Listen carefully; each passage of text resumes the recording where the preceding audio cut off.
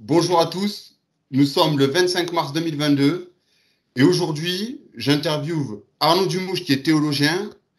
Vous trouverez le lien vers sa chaîne, donc chaîne catholique d'Arnaud Dumouche, dans l'espace détail de la vidéo, dans la description de la vidéo. Il tient aussi son propre institut privé de théologie catholique. Donc si je me souviens bien, c'est idocteurangélique.fr il me semble, c'est ça?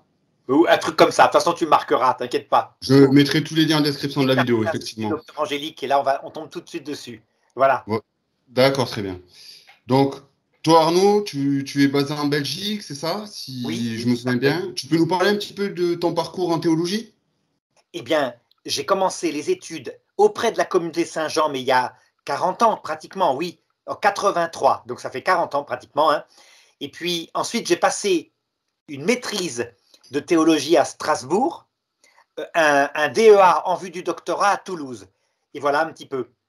J'ai enseigné pendant 20 ans le cours de religion en Belgique. Il y a 6 ans, j'ai perdu mon poste lors du départ en retraite de Monseigneur Léonard. Hein. Il faut dire que la Belgique est très, très dirigée par un clergé plutôt de sensibilité du style progressiste, disons, mai 68. Hein. Et donc, je n'étais pas tout à fait dans les petits papiers. Mais ma spiritualité, elle est tout à fait dans la ligne de Benoît XVI. Ça veut dire garder ce qui est ancien, tous les anciens conciles, et je dirais dans la continuité, Maître Vatican II, le pape François, etc. Hein.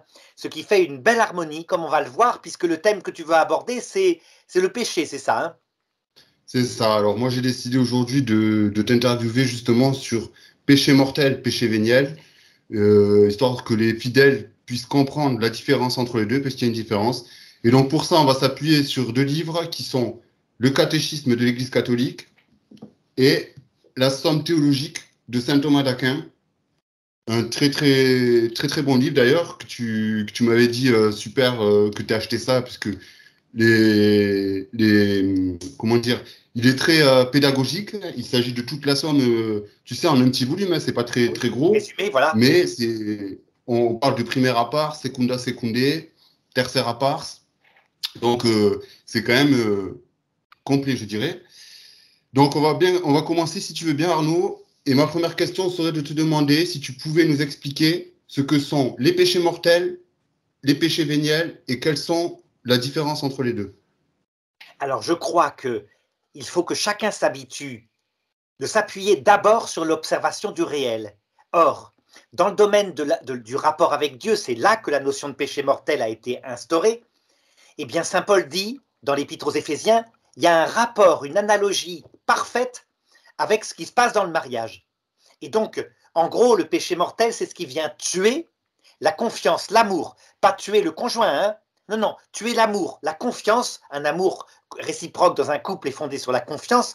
Et donc, qu'est-ce qui peut venir tuer cette confiance, donc l'amour? Au point que, pour qu'il revienne, il faut obligatoirement une démarche qui, quand c'est grave, hein, on le voit bien. Alors, je vais prendre un exemple très simple de péché mortel évident. Imaginons qu'un homme rentre à la maison le soir. Il sait très bien que quand il boit, il a changé de comportement.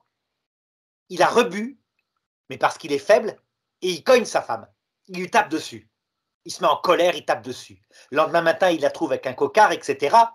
Il est évident que c'est un péché mortel, en ce sens que ça a tué la confiance. Mais, comme tu l'as constaté, il y a une part de fragilité d'un homme qui est addict de l'alcool. Addiction, c'est la notion de péché capital. Hein. Tu vois, maintenant on appelle ça une addiction, mais c'est le même péché, mais pris dans ce sens que cet homme-là n'arrive pas à se contrôler. Par contre, c'est un péché mortel en ce sens que c'est fichu. Qu'est-ce qu'il va falloir que cet homme fasse s'il veut éventuellement retrouver l'amour de sa femme? Ben, c'est ce qui se passe dans le sacrement de pénitence. C'est-à-dire que tout ça, c'est calqué sur des choses de bon sens. Premièrement, il faut qu'il se confesse, c'est-à-dire qu'il explique pourquoi il a rebu, alors qu'il savait que ça faisait ça. Et en vérité, et en disant, ben, par exemple, j'étais avec des copains, je me suis laissé avoir un verre, et puis deux, et puis voilà. Mais il confesse. Est-ce que ça suffit? Bien sûr que non.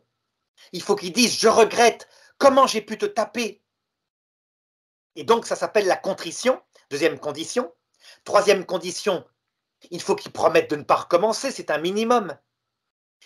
Mais tu constates que jusqu'ici, ce sont que des paroles, paroles en l'air. Et donc la femme, s'il n'y a que ces trois choses-là, elle va se barrer à force. vraiment. Donc la quatrième chose, c'est qu'il faut qu'il répare en actes. Comme disait Dalida, hein, docteur de l'Église, chanteuse dans les années 70, parole, parole, parole. Alors que les actes, ça c'est ce qui prouve l'amour. Hein. Donc s'il répare en étant vraiment génial, il ne boit plus jamais, vraiment, et ça dure des années, elle va finir par lui pardonner. Donc le péché mortel est un péché qui vient tuer l'amour et la confiance, quelle que soit la cause. Ça peut être volontaire au départ, hein. C'est là que tu vas voir comme c'est complexe. C'est que ça peut être volontaire ou involontaire. La notion de péché au point de départ ne signifie pas un mal coupable, la faute. Là, c'était une faute hein, que je t'ai racontée. Mais il peut y avoir des causes non volontaires. Donc le mot a évolué, mais au point de départ, par exemple chez Jésus, il dit à Nicodème qu'il est en état de mort spirituelle et qu'il lui faut naître de l'eau et de l'esprit pour pouvoir être sauvé. Et Nicodème, qui est un pharisien, qui vient le voir, qui est brave, hein, qui a la foi juive, n'est absolument pas coupable. C'est pas de sa faute. Il n'a pas encore entendu parler du message du Christ.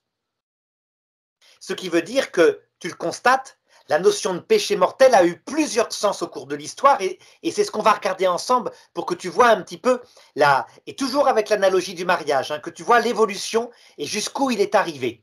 Ça va? Mais pour le moment, retiens le péché mortel, ce qui tue l'amour ou ce qui empêche l'amour entre un homme et une femme, et donc par analogie entre toi et Dieu. Un amour de charité, donc un amour cœur à cœur, réciproque, etc., comme ça se passe dans le mariage. D'accord, mais merci de ta réponse. Et effectivement, le mariage est peut-être la meilleure des analogies pour comprendre la notion de péché mortel, effectivement. Et Oui. alors, quelle différence avec le péché véniel, justement? Péché véniel, pas grave. Exemple, tu arrives un soir, tu as toujours été gentil avec ta femme, hein, mais ce soir-là, tu as eu un souci au travail, on t'a engueulé, tu es crevé. Et puis, d'habitude, tu lui fais la bise en arrivant, là, tu le fais pas, tu vas te coucher. Ben, elle va se dire, est-ce qu'il m'en veut? Mais ça tue pas l'amour, hein. Elle se pose surtout des questions, elle est inquiète. Ça blesse l'amour, en ce sens que si, tous les soirs maintenant, parce que tu as des soucis au travail, jamais plus tu lui parles, au bout d'un certain temps, ça deviendrait mortel.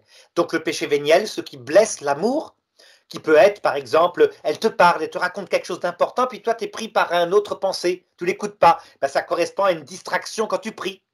C'est pas bien grave, quoi. Véniel D'accord. qui simplement blesse un petit peu. D'accord? Ou une grosse blague grasse, lourde, alors que tu sais qu'elle les aime pas trop. Bon, ben voilà. D'accord? Très bien, ben merci pour ta réponse. Est-ce que, alors, quand on parle de péché mortel ou péché véniel, on fait souvent allusion justement à saint Thomas d'Aquin. Est-ce que tu peux nous exprimer justement sa pensée et qui nous a été transmise, on le disait en début d'émission, justement, dans sa sonde théologique? Oui, voilà. Commençons par saint Thomas d'Aquin qui, lui, va te donner toute la pensée sur le péché mortel dans les 1000 premières années de l'histoire de l'Église. D'accord? Et donc il dit, un péché mortel, c'est ce qui empêche, quelle que soit la cause, hein, c'est un mal moral qui empêche l'union de charité avec Dieu. Donc, tu prends ça par analogie avec le mariage, tu constates qu'il y a plusieurs choses qui pourraient empêcher que tu aimes une femme. Premièrement, tu ne la connais pas, tu n'en as jamais entendu parler, tu ne sais pas qu'elle existe. C'est pas coupable, tu es Oui, d'accord? oui, Ben ça, c'est l'état des païens. Pour saint Thomas d'Aquin, les païens qui n'ont jamais entendu parler du Christ ne peuvent pas l'aimer, ils ne le connaissent pas. Donc, ils sont en état de mort spirituelle. C'est comme ça que je parle, parce que si je disais ils sont en état de péché mortel, tu dirais mais ils ne sont pas coupables, donc le mot péché ne va plus. Mais c'est parce qu'à l'époque, ils n'avaient pas encore évolué. Donc, disons, pour l'époque, ils sont en état de mort spirituelle, et c'est la première notion. Résultat, regarde, il y a un péché mortel particulier qui n'existe pas, mais en philosophie, c'est le péché mortel des enfants qui n'ont pas reçu le baptême, ce qu'on appelle le péché originel. Donc tu vois, je t'explique rapidement. Adam et Ève sont les premiers parents de l'humanité. Ils ont donc une responsabilité sur tous ceux qui descendront d'eux, parce qu'ils sont lucides. Dieu leur a donné cette responsabilité. Et ils décident, parce qu'ils trouvent ça bien, que tous les enfants qui seront conçus dans toute l'histoire après eux bien, seront libres et donc n'aura pas la présence de Dieu dans le cœur, pour qu'ils puissent choisir plus tard étant adultes. Résultat, Dieu leur obéit, et quand un bébé est conçu, Eh bien, l'Esprit Saint n'est pas dans son cœur, alors que s'il n'avait pas péché, l'Esprit Saint aurait été dans son cœur au moment même de leur conception, comme il l'a été pour la Vierge Marie. C'est pour ça qu'elle est Immaculée Conception. Eh bien, ces enfants, pour saint Thomas d'Aquin, ils sont en état de mort spirituelle, puisqu'ils n'ont pas de cœur à cœur avec Dieu, même involontaire. Hein. Dieu ne vient pas, il obéit à Adam et Ève. Mais regarde les conséquences qu'il en tire. Avec saint Augustin, eh bien, le païen qui meurt païen, l'enfant qui n'a pas été baptisé, s'il arrive après la mort, qui est instantanée, dans cet état-là, ben, il arrive en état de péché mortel, et donc, il est séparé de Dieu pour toujours. Donc, si je comprends bien ce que tu es en train de me dire, c'est que pour saint Thomas d'Aquin comme pour saint Augustin, la mort n'est pas un passage. Non, c'est un instant, et quel que soit l'état de péché mortel, au sens que je viens de t'indiquer, coupable ou pas, quand la mort arrive, clac, ben, tu es séparé de Dieu pour toujours. C'est saint Augustin qui invente cette hypothèse parce qu'il est logique, il dit après la mort c'est trop tard. Donc un bébé, ben, il n'est pas coupable, mais il n'y a rien à faire, il n'a pas été baptisé. Donc il est séparé de Dieu pour toujours. Je te rassure, hein, ces théories inventées par saint Augustin, reprises par saint Thomas d'Aquin, l'Église, ça y est, s'en est débarrassée, elle n'en veut plus depuis Vatican II. Elle a dit non, non, c'est pas possible, c'est aberrant. Parce que, voilà ce que dit le dogme, hein, Gaudium et Spes 22.5, parce que le Christ est mort pour tous, nous devons tenir que Dieu, d'une manière qu'il connaît, va proposer son salut à tout homme, donc aux païens, donc aux enfants morts sans baptême. Donc cette histoire-là est terminée, vraiment. Alors certains disent c'est pas vraiment terminé parce que mais on peut prier pour les enfants. Non, non, non, non. Ça rentrerait en contradiction avec le bon sens tout simplement. T'imagines, Jésus il meurt sur la croix pour des types qui sont en train de lui cracher dessus pour les sauver, et puis il damnerait les bébés au prétexte qu'on leur a pas versé 3 gouttes d'eau ou les enfants avortés. C'est ridicule, c'est absurde.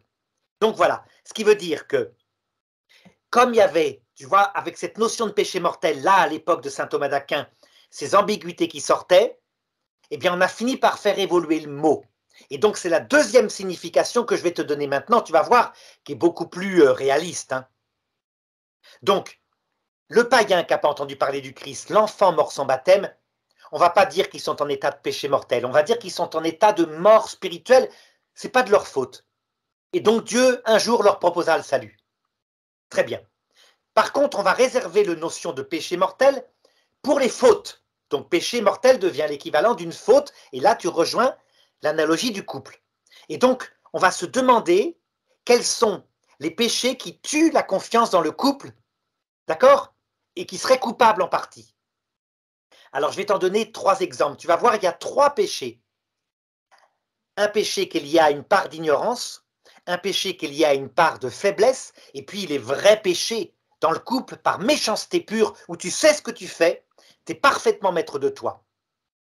Alors, je vais te donner d'abord un péché par une part de faiblesse. Ben, tu reprends l'exemple de tout à l'heure. Tu es fragile par rapport à l'alcool, tu bois et tu tapes ta femme. Ou tu l'insultes. Ou alors une femme, tiens, souvent les femmes c'est comme ça. Je ne sais pas si ta femme c'est comme ça, mais quelquefois la parole, elle tue avec leur langue. Elle t'envoie la bonne réflexion en plein cœur au bon moment parce qu'elle s'est souvenue d'une promesse que tu avais faite quand tu étais en état de tendresse. Et plaf! Tu vois la colère. Souvent, les femmes et les hommes tuent avec leurs poings, mais les femmes tuent avec leur langue, on dit. Eh bien, c'est par faiblesse, évidemment. Toi, tu connais ta femme, tu sais que c'est pas elle qui parle, c'est la colère. Mais c'est un péché mortel, sauf que toi, tu sais qu'il y a une part de faiblesse, tu finis par la connaître, qu'après ça, elle va se repentir, tu pardonneras immédiatement dès qu'elle revient. On appelle ce péché mortel quand, par faiblesse, on pêche contre Dieu ou contre son prochain, le péché mortel contre le Père.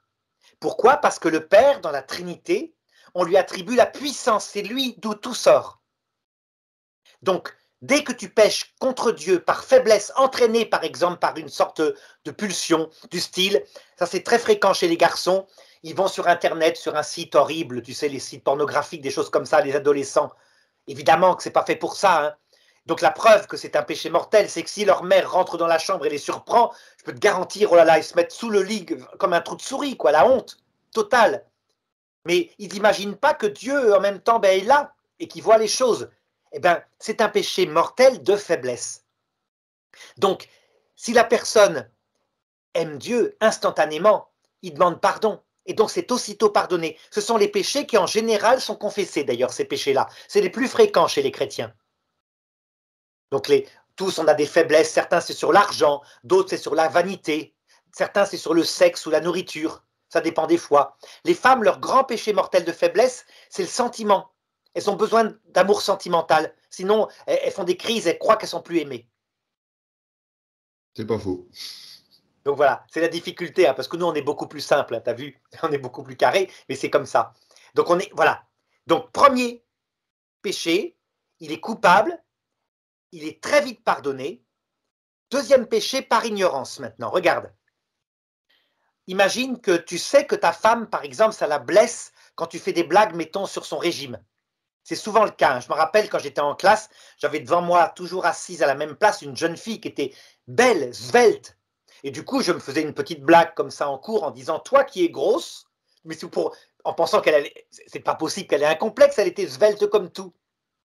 Ouais, mais les femmes, enfin, les femmes, même les plus, on va dire les plus belles, elles ont toujours ce complexe de physique. Absolument. C'est dans leur psychologie, je pense. Hein. C'est dans leur psychologie. Eh bien, un jour, elle m'a dit, vous m'avez blessé mortellement, vous m'avez blessé gravement en disant que j'étais grosse, j'en ai fait un complexe. Je me suis excusé. Tu ne peux pas savoir à quel point. Je disais, mais c'est pas possible, je pensais que toi, tu ne ferais pas ça. Il n'y avait aucune trace, elle était toujours joyeuse, etc. Ben, tu vois, il y a une part d'ignorance. Le problème maintenant, c'est que là, j'avais totalement ignorance, donc je ne savais pas. Hein. J'avais juste à m'excuser, mais même pas, j'aurais dû dire m'expliquer. Parce que Oui, parce que vraiment, tu savais pas que de dire ça, ça allait avoir de telles conséquences. tout à fait. Mais une D'où fois qu'elle l'a l'ignorance. dit, imagine qu'elle me les continue, elle me les dit, je le sais, et que je fais quand même des petites blagues comme ça, parce que je trouve ça amusant. Et qu'un jour je me rende compte à quel point je la blessais alors qu'elle me l'avait dit. Ben là, il y a une part d'ignorance, c'est le péché mortel contre le Fils. Un peu ce qu'ils ont fait quand ils ont crié à mort, et ils ne savaient pas que c'était le Christ, parce qu'on leur avait dit, c'est un criminel, il se prend pour le Christ. Tu vois, pardonne-leur, a dit Jésus, ils ne savent pas ce qu'ils font. Mais on voit bien que quand tu cries à mort, ne serait-ce qu'à la télévision contre un type qu'on te présente comme un monstre, alors que de fait, c'est peut-être pas un monstre, c'est juste les médias, hein, ben voilà, il peut y avoir des péchés mortels Et, d'ignorance. et au niveau de la Trinité, excuse-moi de te couper, tu vois, tu nous as dit que le Père était symbole de puissance. Mais le Fils, quel symbole a-t-il? La connaissance. Et c'est pour ça que ces péchés-là, on les appelle les péchés mortels contre le Fils, parce que le Fils, c'est la connaissance éternelle que le Père a de lui-même. Et comme il se connaît parfaitement, c'est donc une personne comme le Père. Eh bien, péché par ignorance, c'est un péché contre le Fils. Et Jésus dit, tous les péchés, tous les blasphèmes que vous commettrez, y compris les péchés contre le Fils, seront pardonnés. Il le dit texto, hein, c'est en Matthieu. Ce qui veut dire que, pour le moment, regarde, on est sur terre, Dieu nous laisse dans une certaine part d'ignorance. Hein. Si on avait vu une apparition de la Vierge Marie ou du Christ, ben, on serait transfiguré, évidemment. Hein. Il nous laisse dans une part de faiblesse, c'est-à-dire qu'on ne maîtrise pas entièrement nos pulsions. On commet donc souvent des péchés contre le Père et contre le Fils qui sont mortels, hein, dont on doit se confesser. Mais tu remarqueras qu'ils disparaîtront parce qu'un jour, Dieu nous rendra pleinement la connaissance et il nous rendra pleinement la maîtrise de nous-mêmes. C'est pour un temps qu'il a permis ça. Le temps de la vie terrestre, il permet faiblesse et ignorance pour nous apprendre qu'on est des pauvres. C'est ce qu'il fait à Saint Paul quand il dit « pour que tu ne deviennes pas orgueilleux ». Oui. Ces péchés-là, il les prend sur lui, hein, vraiment. Par contre, regarde, maintenant, imaginons, ta femme, tu l'aimes, elle est gentille, elle n'a rien fait de mal. Simplement, tu as une maîtresse en vue. Tu es parfaitement maître de toi. Tu ne voudrais pas que ta femme ait des sous, quoi que ce soit. Et donc, tu prémédites une espèce de magouille énorme pour arriver à la faire disparaître sans qu'on s'en rende compte. Et comme ça, tu pourras convoler avec ta maîtresse. Tu prémédites, tu es lucide. Tu ne veux pas te faire prendre. Hein. Tu sais très bien que c'est un crime. Deuxièmement, tu n'es pas pris par une passion immédiate. Hein. Non, non, tu es calme. Tu mets des années à prévoir ton coup et tu la tues. Eh bien, un péché comme ça, qui n'a pas d'ignorance, pas de faiblesse, c'est ce qu'on appelle le péché contre l'Esprit Saint en théologie. L'Esprit Saint, il procède du Père et du Fils, donc de la puissance du Père, de la connaissance du Fils, et c'est son amour réciproque. Le péché contre l'Esprit Saint, c'est un péché de malice pure. Il n'y a pas de faiblesse, pas d'ignorance. Celui-là, Jésus dit, jamais il ne sera pardonné. Jamais. Ni en ce monde, ni dans l'autre. Et tu vas comprendre l'analogie. Imagine que tu fasses ça à ta femme. Hein. Mais moi, j'apprends ça, je lui dis, mais tu te barres, tu te sauves. Ce gars-là, il faut jamais que tu reviennes, c'est pas possible. C'est évident, le couple est mort, là. Hein. C'est pas pareil que quand tu as bu un peu, tu es fragile, etc. Eh bien, quand on fait ça contre Dieu, c'est-à-dire qu'on sait tout l'évangile, on est face à Jésus-Christ éventuellement pour avoir une pleine connaissance de son humanité glorieuse, que deuxièmement, tu es délivré de tes faiblesses et tu maintiens que tu as raison. Ce qui compte pour toi, c'est toi-même. Tu dis, j'en ai rien à fiche de ton espèce d'évangile, moi je veux être maître de ma vie et de ma liberté. Eh bien, ce péché contre l'Esprit Saint, qui est très rare sur la terre, mais qui existe quand même chez des grands théologiens, hein, Jésus le dénonce chez certains pharisiens qui ont voulu le tuer, mais qui est la plupart du temps commis à l'heure de la mort. Ça veut dire que souvent, des gens qui sont en état de péché de faiblesse, s'ils maintiennent face au Christ, ils transforment ça en péché contre l'Esprit Saint. Eh bien, ce péché-là n'est jamais pardonné. Pourquoi? Parce que les gens jamais s'en repentent. Comment veux-tu qu'ils s'en repentent? Ils savent exactement ce qu'ils font et ils sont parfaitement maîtres d'eux-mêmes. Donc ils savent tout, ils savent ce que c'est que l'enfer, la liberté de faire ce qu'on veut quand on veut et en même temps le malheur, mais ils ne cèdent pas. Oui, Eh bien voilà. je comprends tout à fait. D'accord. Justement, quelle est la position de l'Église et que nous dit le catéchisme à propos du péché mortel? Alors l'Église catholique, justement, en voyant chez saint Thomas d'Aquin, du coup, l'idée que des gens qui, par exemple, comme toi et moi, un jour se mettraient en colère, puis juste après, tu fais un infarctus. Tu as été toute ta vie au service du Seigneur, gentil avec ta femme, tu t'es mis en colère, tu n'as pas eu le temps de te confesser, clac, tu meurs par terre. Pour saint Thomas d'Aquin, la mort vient comme un voleur, t'avais qu'à faire attention. Trop tard, damnation éternelle. L'Église a dit, ça ne va pas. C'est pas possible que le Christ, qui est mort pour nous, il nous tente des tapettes à rats. Il y a quelque chose qui ne va pas. Et donc l'Église, elle a dit, au niveau du catéchisme de l'Église catholique, on va modifier la définition du péché mortel pour que les gens ne fassent plus la confusion. Je ne veux pas dire que les péchés mortels de faiblesse et d'ignorance ne sont pas graves, hein, c'est pas ça que je veux dire. C'est qu'en fait, ceux-là pourront être pardonnés, dit Jésus. Seul le péché contre l'Esprit Saint va conduire en enfer parce que tu refuses le pardon, t'en as rien à faire. Et donc l'Église a dit, elle a donné une nouvelle définition du péché mortel dans le catéchisme, un acte en matière grave, pleinement lucide, donc la connaissance est totale, c'est ce que je viens de te définir, et deuxièmement, pleinement maîtrisé, pleinement volontaire. C'est la définition que je viens de te donner du péché contre l'Esprit Saint. Et voilà. Donc l'Église a préféré garder le mot de péché mortel contre le seul péché contre l'Esprit Saint. L'inconvénient, non, disons d'abord l'avantage, c'est que tu comprends que seuls les gens extrêmement méchants, glacés, iront en enfer. L'inconvénient, c'est que du coup, tu as des espèces de théologiens qui se sont dit « Ah ben quand je bats ma femme parce que j'ai bu, c'est pas un péché mortel. » Mais bien sûr que si, que c'est un péché mortel. C'est du bon sens. Donc ils avaient perdu le bon sens. Bien sûr que tu as tué l'amour et que si tu penses te réconcilier avec elle sur l'oreiller le soir, tu vas tuer complètement ton couple. Donc, c'est des péchés mortels, mais dans le sens que ils peuvent être pardonnés, ils peuvent conduire en enfer si on ne se repent pas, mais en eux-mêmes, ils vont conduire au purgatoire quand on se sera repenti. Alors certains, comme les jansénistes, ont dit, mais c'est pas assez sévère, c'est trop miséricordieux, donc les gens vont se dire, je pêche par faiblesse, allons-y, folle guêpe, et comme ça, il me pardonnera à l'heure de ma mort.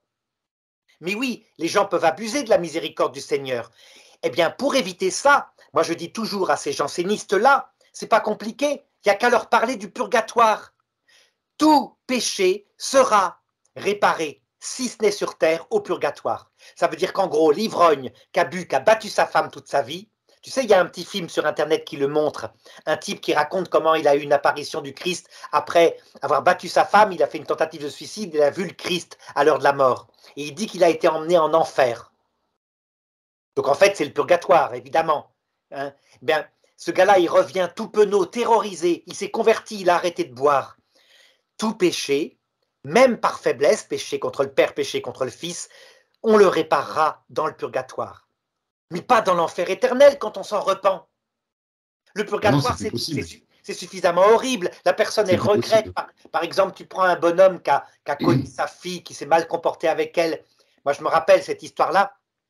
Une fille qui, à table un jour, dit « Papa qui est mort il y a 10 ans, jamais je lui pardonnerai. Il m'a fait tellement de mal. » Il paraît qu'il y a eu un grand bruit dans la maison. Ils ont regardé partout, il n'y avait rien. Une des sœurs est sortie, elle a vu au portail, c'était l'ombre du père qui était mort il y a 10 ans. Et là, ils se sont dit, tu vois, manifestement, il s'en veut, il faut que tu lui pardonnes. Tu comprends? Ça veut dire qu'en fait, les personnes qui ont fait ça, une fois qu'elles sont converties face au Christ, elles payent par des années et des années de regrets, de souffrances solitaires au purgatoire, évidemment. Et c'est bien suffisant. Voilà. Tu vois comme c'est logique? Oui, oui, oui. Donc, si je dois déduire tout ce que tu viens de dire, le péché mortel, il conduit systématiquement à la damnation éternelle. Dans la définition du catéchisme de l'Église catholique, ça c'est l'avantage. Ça veut dire que tu comprends que ce péché est possible, qu'il va se réaliser pour la plupart des damnés face au Christ à l'heure de la mort, pour quelques-uns des sept terres.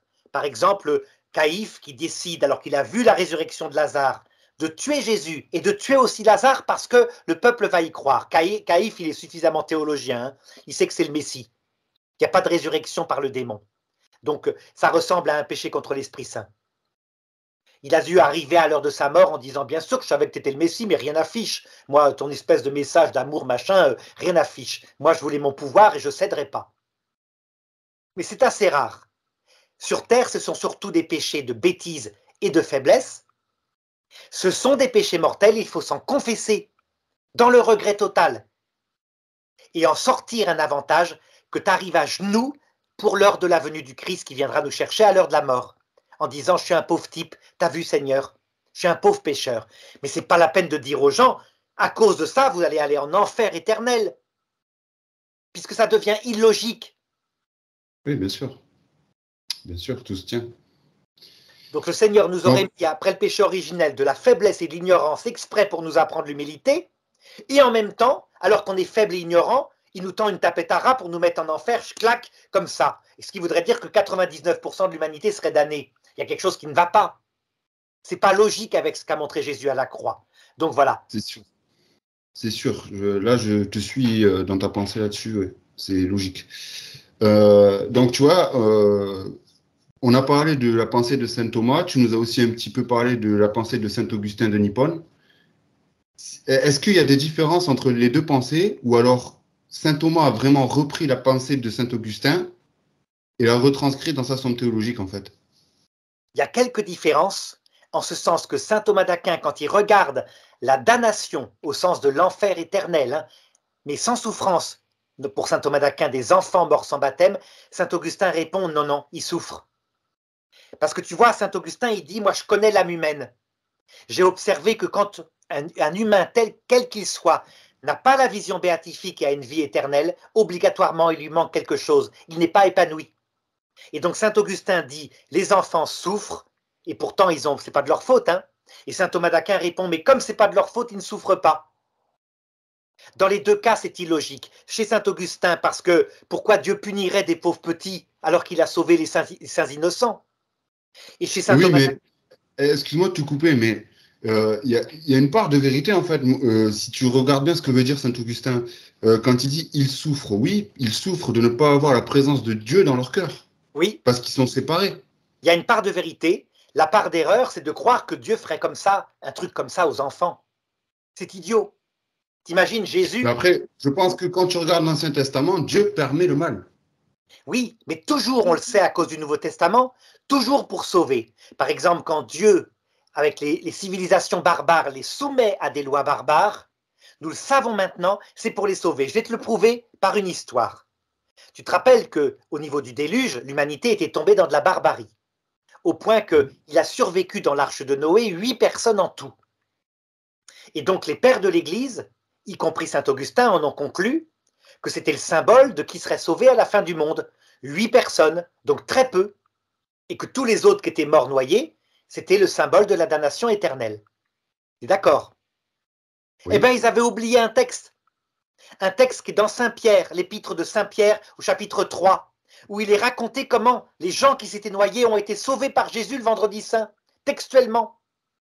En fait, ils n'étaient pas dans l'enfer éternel, ils étaient dans le purgatoire, enfin dans un purgatoire particulier qu'on appelle l'Hadès. Et donc Saint Pierre dit, c'est lui, Jésus, qui est descendu là, même où étaient les esprits en prison, afin de leur annoncer le salut. Ainsi, même aux morts a été annoncé le salut, afin qu'ils vivent dans le Christ.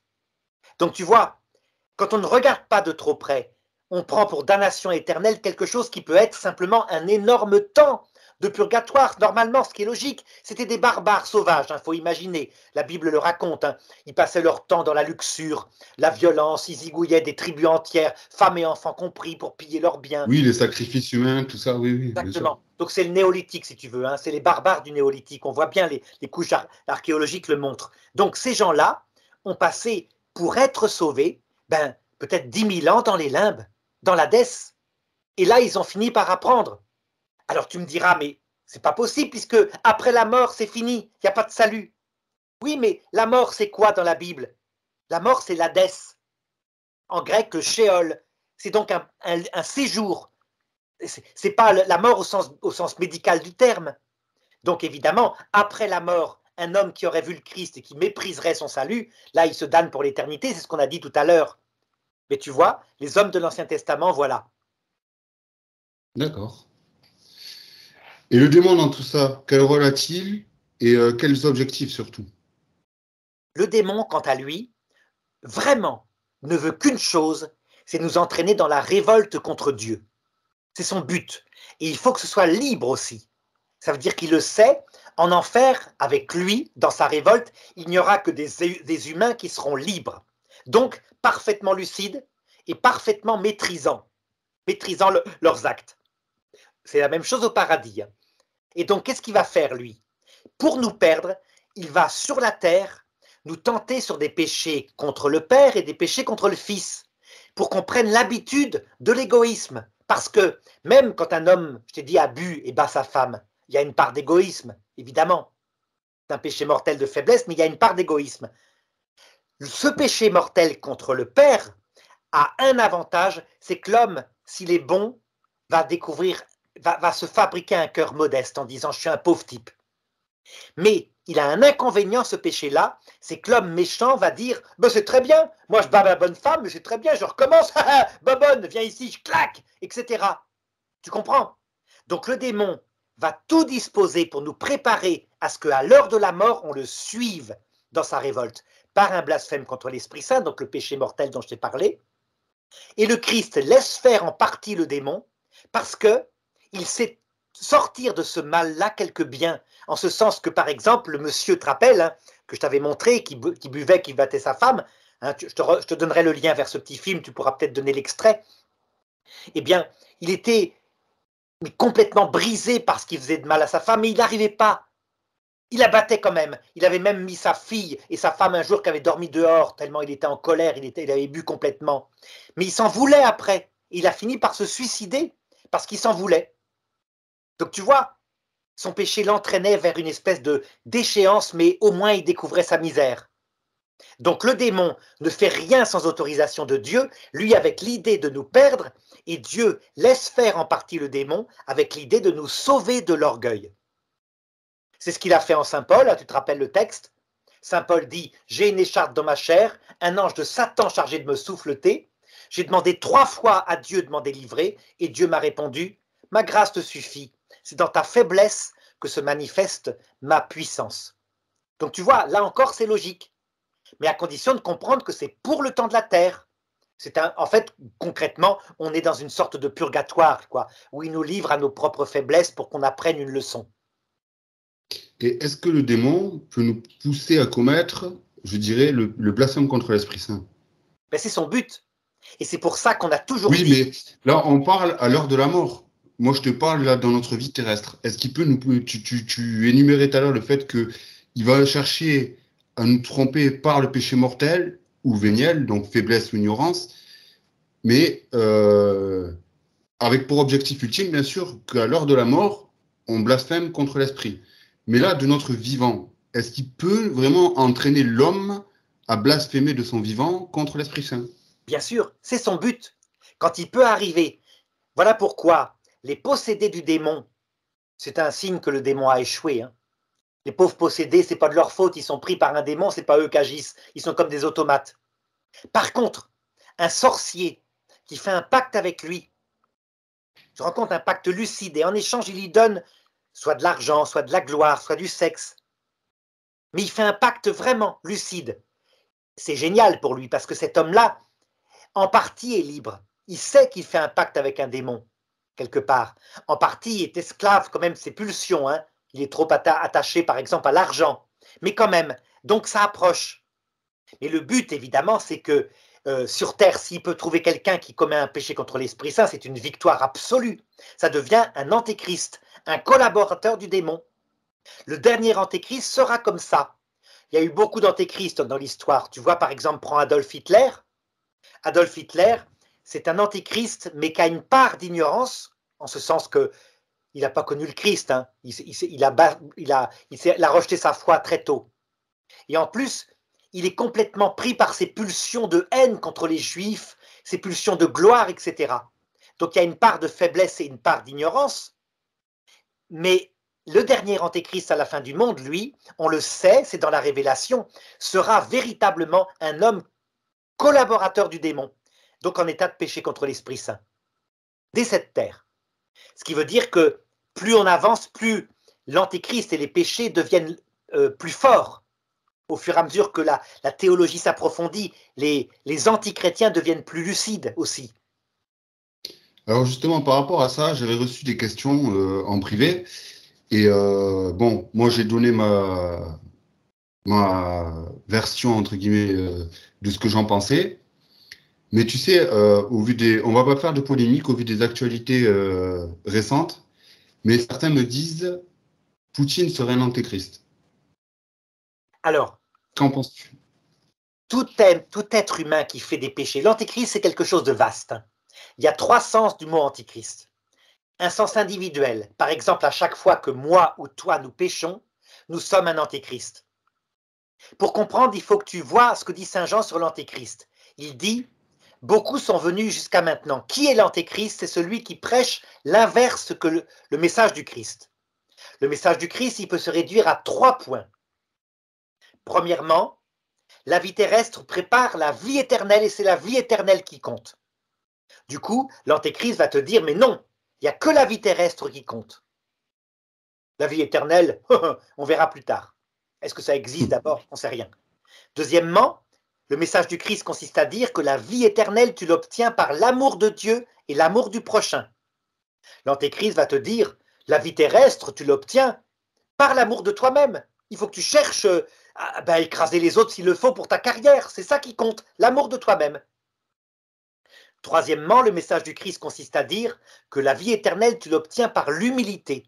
Un cœur qui ne te prend pas pour quelque chose de grand, qui est modeste, qui te fait petit. L'antéchrist va donc dire l'inverse, mais pourquoi? C'est toi le plus grand. Tu dois avoir le pouvoir sur ce monde, et je te le donnerai. Mais évidemment, ce qui compte, c'est toi-même. Donc tu vois, l'antéchrist, c'est la vie terrestre seule, et elle est donnée aux égoïstes et aux orgueilleux. Résultat, regarde, à chaque fois qu'on pêche, on est un peu antéchrist. À chaque fois qu'un homme pêche, il est antéchrist. Donc des antéchrists, il y en a eu des puissants qui sont sortis au XXe siècle. Il y a par exemple eu Staline, Hitler. C'est les 2 antéchrists du début. Mais il y a eu ensuite, par exemple, les féministes, qu'on dit l'avortement, mais c'est le summum de la liberté de la femme. Elles sont antéchristes. Gravement, hein, puisqu'elles font du meurtre de l'enfant ou alors du divorce des manifestations de leur individualisme et de leur pouvoir. Eh bien, Poutine, s'il attaque l'Ukraine, il faut regarder la part de ce qu'il justifie en disant pourquoi il l'attaque, pour voir un petit peu jusqu'à quel point il est antéchrist. Moi, je vais te dire, il est agresseur militaire, il tue des innocents. Donc, en ce sens-là, il est certainement antéchrist. Certainement. Mais à côté de ça, tu vois qu'il y a eu des choses qui n'ont pas été... on l'a beaucoup trompé, quoi. Par rapport au traité qui avait été fait, je pense à l'OTAN qui, petit à petit, est allé sur son territoire, le mépris, le fait qu'on ne l'écoutait pas, que la Russie était méprisée comme étant un pays de seconde zone, ben, tu t'aperçois qu'il y a des fautes de la part des Européens et des Américains. Donc, pour juger la gravité de son péché, tout en sachant qu'il a agressé militairement, alors que, ben, il dit, mais c'est parce qu'on ne m'écoutait pas. je protestais, on ne m'écoutait pas. Donc j'ai agressé militairement. Tu vois, c'est un peu... il faut analyser chaque péché comme ça. C'est un peu comme si tu avais un voisin qui se fout de toi, puis à un moment donné, ben, tu craques et tu lui envoies un coup de poing dans la gueule. Ben, tu feras de la prison. Tu n'as pas à répondre par un coup de poing dans la gueule. Mais tu auras des circonstances atténuantes si le voisin t'a sans arrêt provoqué et insulté. Voilà un petit peu. Si par contre, le voisin n'a rien fait de mal et est parfaitement innocent, et que tu lui as envoyé ton coup de poing dans la gueule, tu vois la différence, c'est beaucoup plus grave. C'est un peu ce que je t'ai dit sur les 3 sortes de péchés. Donc ça se juge de la même façon. En tout cas, D'accord. c'est certainement un péché mortel que d'attaquer un pays.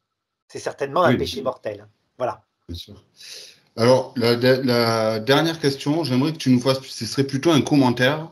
Je vais te lire un passage, donc on le trouve dans l'épître de Jean, donc 1 Jean, chapitre 5, verset 16, qui nous dit, si quelqu'un voit son frère commettre un péché qui ne mène pas à la mort, qu'il prie pour ce frère et Dieu lui donnera la vie. Il s'agit de ceux qui commettent des péchés qui ne mènent pas à la mort, mais il existe un péché qui mène à la mort. Eh bien voilà, Saint Jean ici, comme l'Église catholique dans le catéchisme de l'Église catholique, a défini le péché mortel par le péché contre l'Esprit Saint. En fait, le seul péché qui mène à la mort éternelle, c'est le péché contre l'Esprit Saint. Par contre, d'où la complication, les autres péchés, péché contre le Père, péché contre le Fils, mènent à la mort, à la grâce, sur la terre. Tu comprends? Mais ils sont pardonnables. Donc ces péchés-là ne mènent, je pense que Saint Jean veut dire à la mort éternelle. Donc ces péchés-là, quand tu vois un frère, par exemple, qui est addict de l'alcool, un copain qui boit, qui va prendre le volant avec sa famille après, ben, ton devoir, c'est de dire, tu ne rentres pas chez toi, t'as bu, je te confisque tes clés de voiture. Tu vois? C'est ça que ça veut dire. C'est vrai que c'est ce verset-là qui m'a beaucoup fait comprendre en fait ce que tu nous expliques depuis tout à l'heure, donc le péché mortel et le péché véniel. Il est très, tu sais, ça, c'est très, je sais pas comment dire. En gros, ça t'ouvre les yeux sur beaucoup de choses, quoi. Donc après, tu peux dire Saint Thomas d'Aquin à côté ou autre, mais tu vois, ce verset-là, c'est lui qui m'a vraiment fait comprendre qu'est-ce qu'était un péché mortel. Tout à fait. Alors, je te dis, hein, le meilleur livre pour que nos auditeurs sachent reconnaître le péché mortel, c'est leur famille et leur couple. C'est tout simplement ça. Qui regardent leur vie de couple, l'attitude de leur femme, l'attitude de leur mari, qui regardent les fois où ils se sont fâchés mortellement au point d'aller dormir sur le canapé. Voilà, ils comprendront ce que c'est que le péché mortel. Mais à chaque fois, hein, quand ils se sont réconciliés, qui remarquent quand ils ont prêté des circonstances atténuantes, soit à la femme parce qu'elle était, je sais pas, complètement énervée, soit au mari, etc. Et quand, par contre, il y a un couple qui divorce gravement avec l'un qui se fout de l'autre, qui le provoque, qui est parfaitement maître de lui, etc., ils comprendront ce que c'est que le péché contre l'Esprit Saint. L'analogie est parfaite. C'est mieux que tous les livres. Parce que tu as vu, D'accord, la notion est complexe, comme la vie humaine est complexe. Il y a toutes sortes de exactement, péchés mortels dans le couple. exactement. Mais écoute, moi, j'ai pas d'autres questions. Si toi, tu as des commentaires à rajouter, je te laisse le mot de la fin. Alors, dernière chose, regarde, prends l'analogie, tu vois Jésus qui prend l'analogie à un moment donné, je ne l'ai pas prise ici, de la maman par rapport à son enfant. Il dit, qui d'entre vous, quand son fils lui demande un poisson, va lui donner un serpent? Tu te rappelles cette parole de Jésus? Eh bien, Dans le temple ça de illustre, Jérusalem. ça illustre aussi. Pour comprendre l'attitude que Dieu a par rapport à nos péchés mortels, il faut se mettre dans la peau d'une maman ou d'un papa. Par exemple, si ton fils, qui a mettons 5 ans, tu l'as prévenu qu'il ne devait pas aller voler dans la boîte à bonbons, et tu sais qu'il est allé voler parce que tu les avais comptés. Il est allé en douce. Est-ce que ton fils, tu l'enfermes à la cave jusqu'à ses 80 ans? Non, quand même pas. Mais non. Donc, dire que le péché mortel de faiblesse, parce qu'il a désobéi, hein, c'est vrai, conduit à la damnation éternelle, c'est un blasphème contre Dieu. De la même façon, aucun parent ne ferait ça. Et Jésus dit, vous qui êtes mauvais, vous ne feriez pas ça à vos enfants, et moi qui suis bon, je ferai ça à mes enfants. Quelle est la seule occasion où tu renvoies l'enfant de ta maison? À jamais. Tu ne veux plus le voir. Ben, c'est par exemple s'il est devenu adulte, c'est ce qu'a fait ma mère. Quand mon frère avait 18 ans, mon frère mettait mon frère aîné, un climat horrible à la maison. Il faisait des listes avec ce qu'il aurait quand mes parents seraient morts, etc. À 18 ans, ils l'ont mis à la porte. Tu vois? Mais là, c'était obligatoire, la famille allait se détruire à cause de sa hargne, etc. Après, il a fait de la prison. Bon, il a été innocent, il a beaucoup souffert, hein. Il a été lavé de tout soupçon après, mais enfin, la vie s'est vengée. Et c'est pour te montrer, on ne fait ça que pour des cas qui sont particuliers. Ben, c'est pareil, Dieu, il va mettre en enfer, donc dans la liberté solitaire de « tu vis ta vie, hein, loin de moi », que le gars qui n'a rien à faire de son salut. Mais est-ce qu'il va en plus le torturer, le couper à la poêle, le mettre dans une trancheuse à jambon pour éternellement, et ça repousse, hein, le recouper pour se venger? À ton avis, Dieu, il est comme ça? Non. Bien sûr que non. Donc les descriptions de l'enfer comme ça indiquent métaphoriquement ce que c'est que la souffrance de l'enfer. Mais Dieu n'en ajoute pas. Elle est Oui, ce n'est qu'allégorique. Ce n'est qu'allégorique, c'est-à-dire c'est pour nous symboliser que la souffrance d'avoir ce cœur vide sans la présence de Dieu, nous qui sommes conçus justement pour accueillir cette présence de Dieu dans nos cœurs. Voilà, tout est dit. Et c'est suffisant, une vie éternelle comme ça, où le gars ne cède pas, et plein de haine quand il voit passer quelqu'un du paradis, qu'il ait du mépris parce qu'il dit « Regarde ce sale type tout humble là, il est dans le bonheur, il prétend, etc. » Et c'est comme ça, mais il ne cède pas. Ben, c'est suffisant. Pas la peine d'aller inventer un feu physique au chalumeau où on leur brûle les pieds. Qu'est-ce que tu veux? Voilà. Ouais, mais ma foi, c'est l'homme qui est comme ça. Hein. Oui, oui, absolument. Superstition. En plus, dans ces années-là, voilà, on n'avait pas la science infuse comme aujourd'hui, je dirais. Où on prenait au sens matériel littéral des analogies que donnait le Seigneur pour nous expliquer que l'enfer est une souffrance éternelle. C'est évident. Bien sûr. Le cœur qui brûle, quoi. Voilà. Bon, eh bien, écoute Arnaud, merci à toi d'avoir bien voulu répondre à mes questions. Ma foi, pour moi, c'est bon. Je pense qu'on a fait le tour de la question, qu'est-ce qu'un péché mortel? Voilà. Eh bien, je te remercie Arnaud. Je te souhaite une bonne soirée. Bonne soirée, Kevin. Merci beaucoup pour les bonnes questions encore une fois, hein. Voilà. Merci.